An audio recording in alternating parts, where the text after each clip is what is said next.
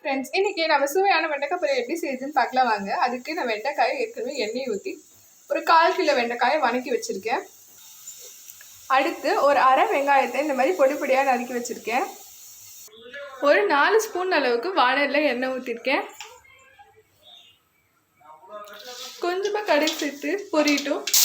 இப்போது நம்ம அடுத்து வெங்காயம் சேர்த்துக்கலாம்.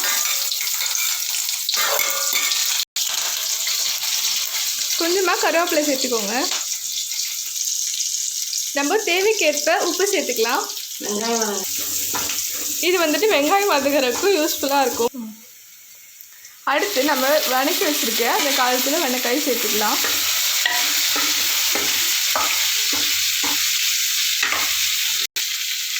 கொஞ்சமாக நம்ம சாம்பார் பொடி சேர்த்துக்கலாம். இது வீட்லேயே நாங்கள் அரைச்சிருக்க சாம்பார் பொடி.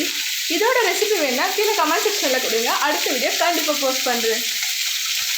இப்போ நம்ம ஏற்கனவே கொஞ்சம் உப்பு சேர்த்துருக்கோம் வணக்கிறதுக்கு. இப்போது வெங்காயம் வதங்கிறதுக்கு நம்ம கொஞ்சமாக உப்பு சேர்த்தனால திருப்பி மிளகாத்தூள் போடுறப்ப கொஞ்சமாக சேர்த்துக்கலாம். நீங்கள் அப்பயே சேர்த்தாலும் ஓகே.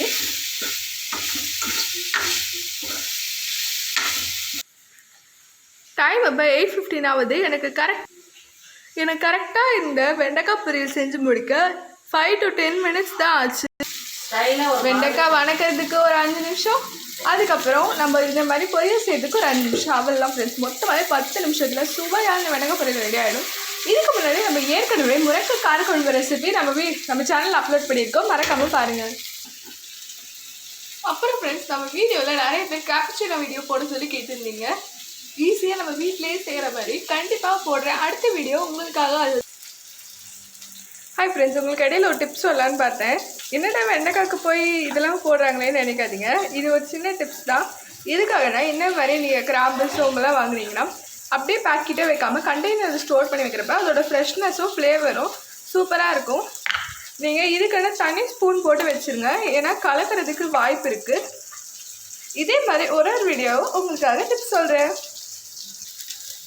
அவள் தான் ஃப்ரெண்ட்ஸ், சுவையான வெண்டைக்காய் ரெடி ஆகிடுச்சு.